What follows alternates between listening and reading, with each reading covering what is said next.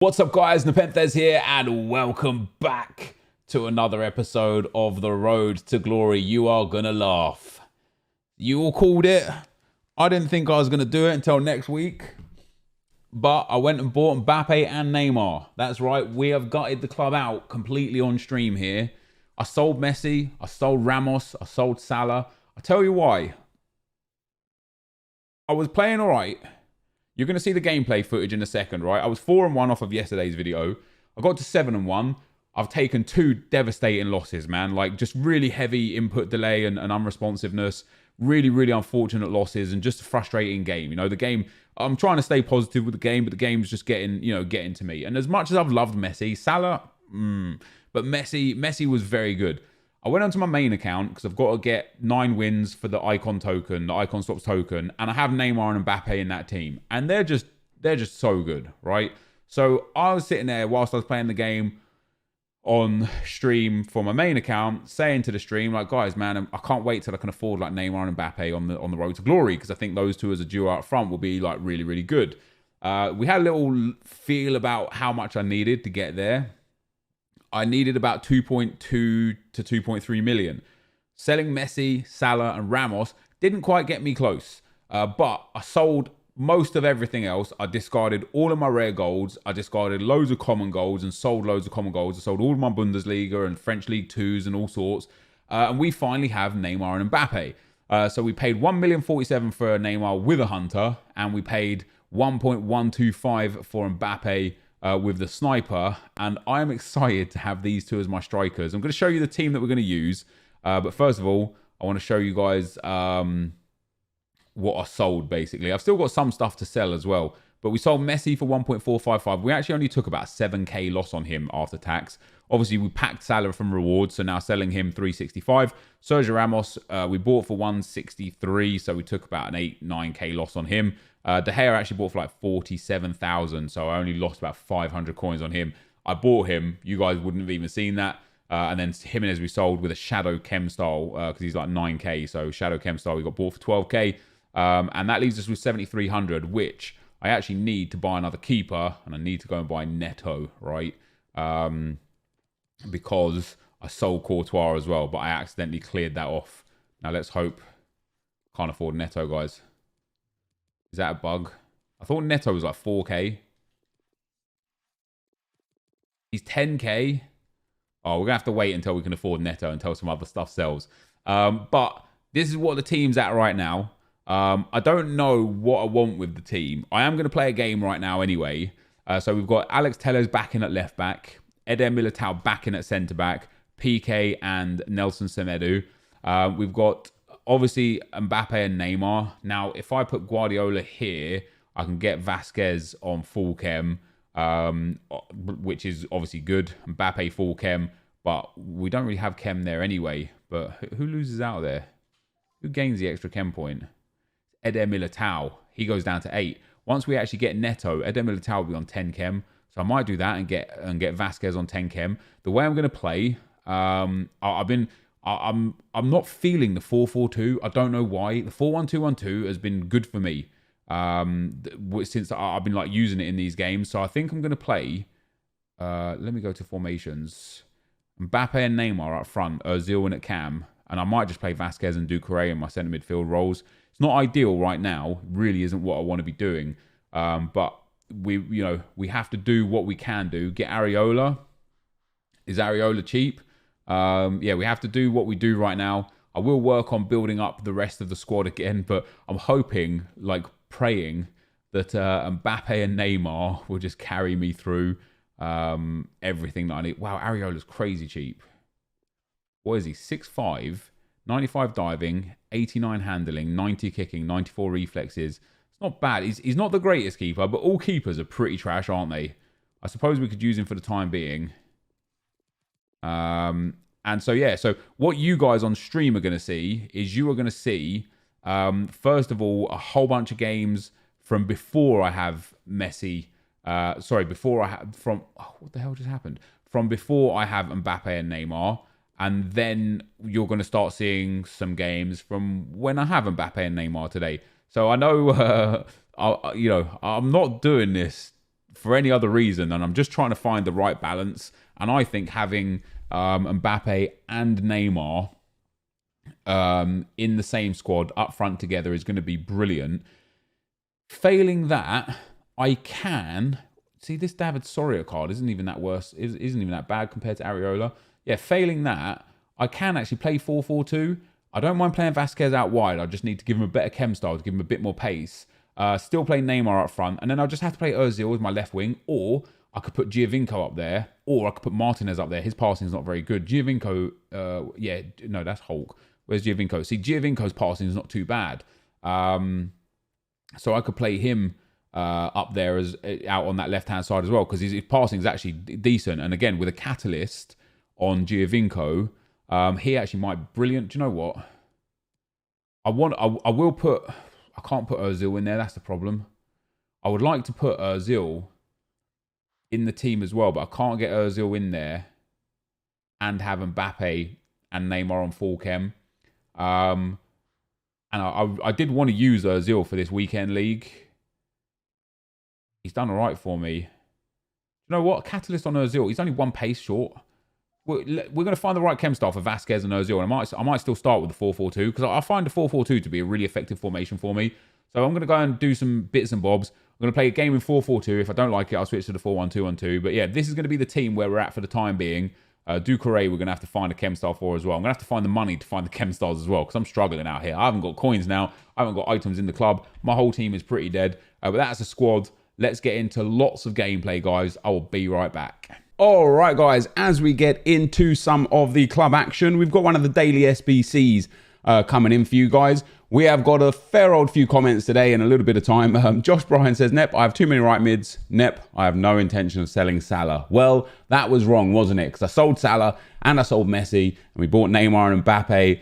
And I just got to hope that it works out well. I know there seems to be this this feeling that I'm changing my team on purpose for titles. I don't need to do that. I can get titles without needing to change my team. I'm changing my team in the search of happiness, in the search of a well-balanced team, of a team that I enjoy, using players that I enjoy that can help me do good things. You know, we've got some players that I started enjoying, for example, Edin Dzeko. He's useless now. We'll get into that in a second. But yeah, I don't need to change the team to get titles. I didn't do it last year, or the year before, or the year before, or the year before.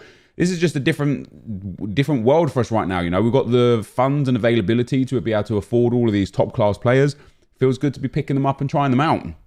The next comment is from Bazooka Wars, or was that Bazooka Wars? And he says, I actually had fun on FIFA today thanks to the new milestone challenges. I haven't played this much Rivals since the first week. Took me somewhere around 15 to 25 games to finish all the challenges. I didn't worry about losing, and I was concentrating on just scoring goals with different players. Never thought I'd use players like Quagliarella, Dzeko and Balotelli, but I really enjoyed using them. I wish they made a challenge at least once a month. Kudos to EA. So, I agree. I think that the new milestone objective is brilliant. Like, high level brilliant, right? What I don't like about it, and I talked about this on Twitter as well, what I don't particularly like about it is the fact that people are manipulating it, and that's going to make it harder long term. And I know I had a tweet myself about potentially relegating myself, and I'm part of the problem in that regard, right? But people are doing this already. They're setting up teams where they have 10 different outfield players from 10 different clubs. They're just messaging their opponent who also has a similar team, and they're drawing the game. Like I saw one game 24-24, right? So that means that these people have just done this objective in 2 or 3 games. And whilst I understand that it's in Rivals, and so it's problematic, it creates this air of toxicity. You know, what if you're trying to do the objective and the person you're coming up against isn't trying to do the objective, and so on and so forth. And I completely understand that, hence the reason why I tweeted about considering dropping down divisions on purpose. But what this is going to do is this is just going to cause people, this is going to cause EA to add a win condition next time they release it. Because people have circumvented it and done it in 2 to 3 games or 4 to 5 games, next time it's going to be wins. It's going to be win 2 games with such and such player in your squad, or win 2 games with a minimum of 4 or 5 players from Juventus in your squad, or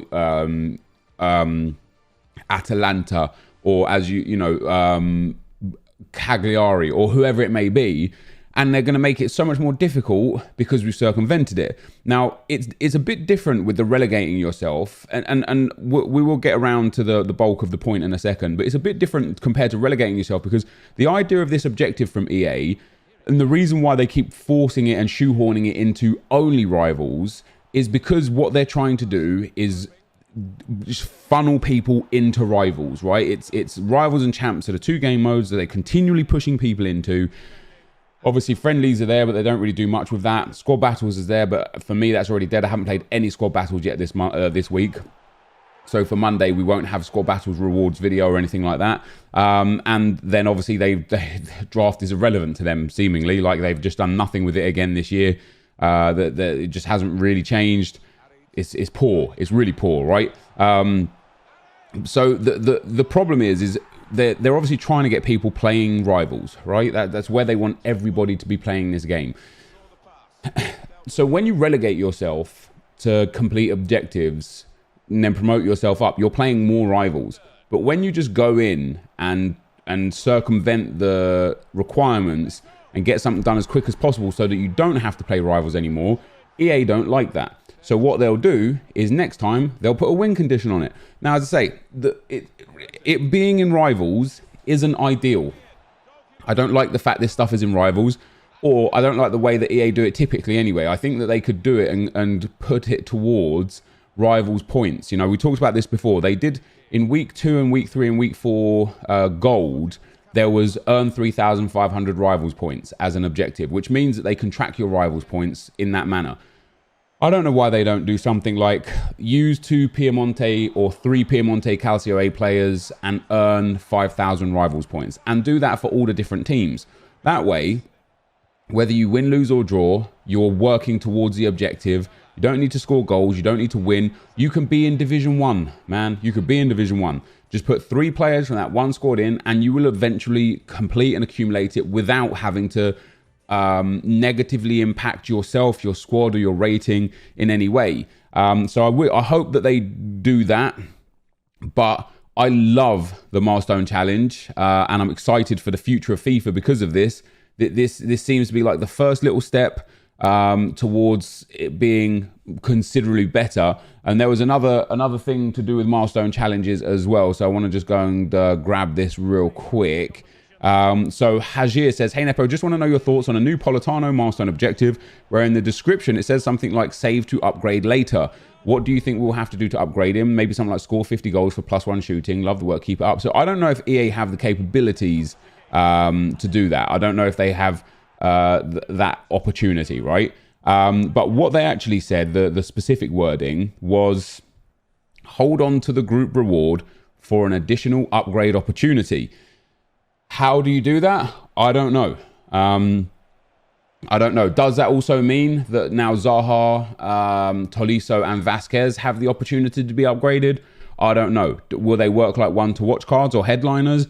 Or will they be upgradable via SBCs or via other gameplay objectives? I don't know. But once again, it just leaves me very excited from the fact that we can actually play this game and earn good things from playing it. You know, as long as they get this right, they might not get this right, but as long as they get this right, the opportunity will be there to upgrade these cards and go from there. So Chirag says, hey Nep, just wanted to get your thoughts on player switching.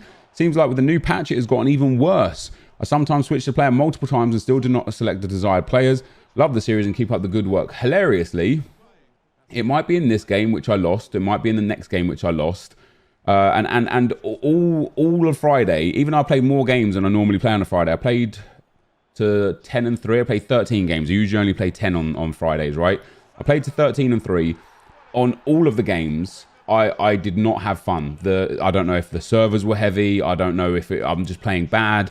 I don't know if it's the new patch that's causing issues. I don't know if it was just the gameplay being unresponsive. But one of the biggest issues was player switching. And I actually conceded a goal that killed a game where he played just a long ball down the left-hand side. If I can switch into Nelson Semedo, and you will see the clip and I'll point it out. If I can just switch into Nelson Semedo, I can get the ball and it's mine and I don't concede a goal and the game's not lost, right? But the way this game worked, is even though I'm using the right analog stick to switch and I'm using player relative switching, so I know who who I am and I know who I want to become.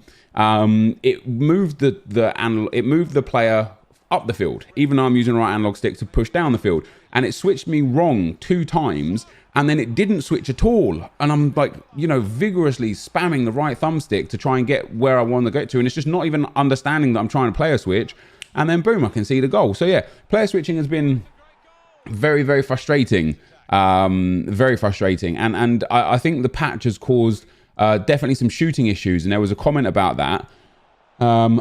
It was from Ahmed Nur. He says, "Hey Nep, the recent patch has seen shooting become more challenging, with goalkeepers sharper and first-time shots much more difficult to pull off. How do I remedy this and love the series to keep up with the uploads?" To answer your question immediately, the way that you remedy it is by going into shooting skill games and learning and understanding and figuring out the new broken mechanics, because there will be new things that are broken, and teaching yourself and adjusting yourself to constantly be on top of those, and we will get to that in a second. But I saw Boras, hashtag Boras, I don't know if he's with hashtag anymore still, but he is one of the most well-respected pros in the community, I think is fair to say, and he and Run the Foot Market Nick were having a conversation about how EA have just completely, for no good reason, nerfed shooting or changed shooting, buffed goalkeepers, yet they're not making any changes to the things that people have genuine concerns about, like manual defending, like player switching, nerfing one depth drop back, even though they claim to have done so. There's so much that they could do to help fix this game, and then they changed something that nobody seemed to be complaining about. And I'll tell you why they changed something nobody seemed to be complaining about, and it comes all the way back around to what the nipple effect is. And the reason why they would have changed something that nobody was complaining about is because in their back-end data, they will have graphs and charts and data and stats and figures and all sorts of where they expect something to be. So if they expect headers to be 10% of goals scored and volleys to be 5% of goals scored, but headers are 18 or 20% of goals scored, they'll probably do something to reduce the effectiveness of headers. And similarly, if shots from inside the box are being scored way, way more than what they would like to have been scored from, and you would have already seen or just seen, guys, where I couldn't get Semedo and I eventually got there, lost the ball still, and ended up losing the game off of the back of that.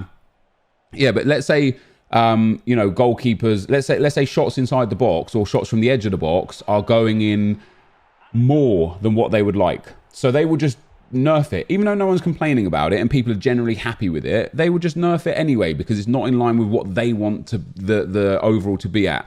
And it's part of the nipple effect. It may not be complained about, but it's how the game fits in for how they want the game to fit in, if that makes any sense at all. So if you want to get better at shooting, just go into shooting skill games, figure out what's broken again, and then start abusing and manipulating that.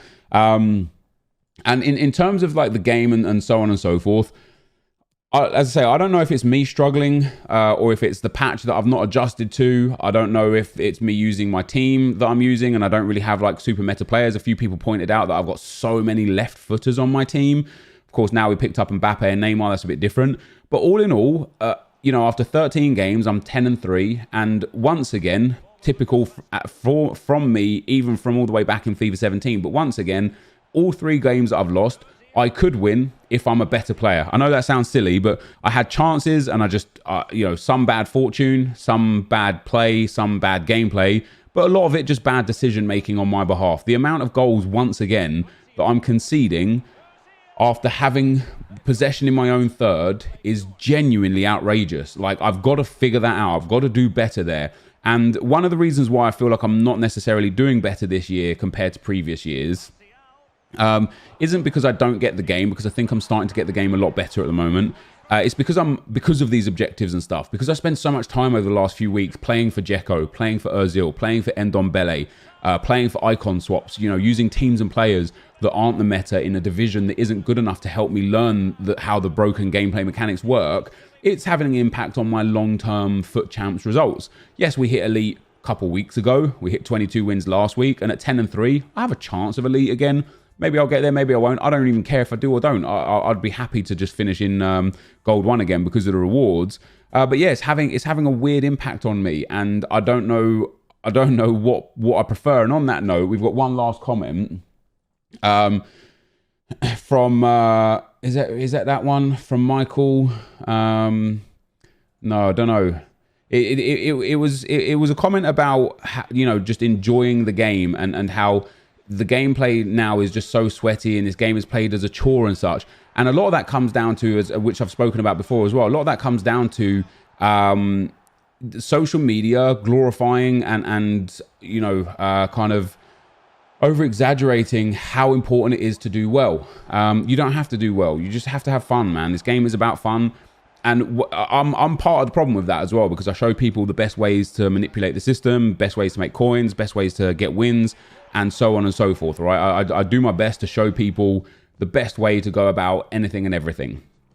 And so in that manner, how do we have fun on a game where everything's super competitive and you can't really? And yeah, it gets tiring thinking, like, for me as a content creator, I sit here and I think, man, if I can't get wins, and if I if I finish gold 1 again, I'm now going to have to start dealing with people giving me grief for not being an elite player with my team. I've got MBAPPE and NEYMAR. They could get top 100 with my team. They could get elite 1 with my team. And so now in the back of my mind, I'm thinking, I can't really have that much fun because people will just see that as an excuse. And so now I'm sitting there thinking, I've got to start sweating. I've got to start getting elite, even if the rewards will be worse. Even if it means I've got to play a scummy style of FIFA that I don't enjoy playing, I've got to do it. Otherwise, they'll start saying things. And so I'm part of the problem, as I say. Like it's this world that we live in where people just see the best of everything and don't understand that is such a minority. Like, not even a minority. It goes beyond a minority. It is the 1% of the 1%. It is a true minority of players that get top 100. Elite 1, even Elite 3 or Gold 1. I genuinely believe, because of the way the matchmaking system works, to hit Gold 1, you will have to hit about a plus 15 form at one stage or another. That means you're playing at the top level of FIFA that you possibly can play at. So if you hit Gold 1, rest assured, you are an insane player at FIFA. Might not feel like it because you're playing constantly really good players all the time. Might not feel like it because you're playing with certain players or playing against super teams and pay to win teams and stuff. But rest assured, you are a top player. This is going to come towards the end of the video though, guys. We played our first game with MBAPPE and NEYMAR, won in the 90th minute after utterly dominating the game. It does feel good to have MBAPPE and NEYMAR in the team. I did have a lot more to talk about today, but I just want to end with this, guys, right? Try and play this game for fun. I need to do a better job. I'm going to try and focus on playing this game for fun a lot in the, over the coming weeks and months. This game, the video games are supposed to be fun. We need to make this game fun. Let's try and enjoy it the best we can. And who cares about the results? It doesn't matter, man. You can pack an icon out of Gold 3, or you could pack nothing out of Elite 1. It doesn't matter. This, though, guys, is going to be the end of the video. Thank you for watching, and I'll see you next time. I'm out. Peace.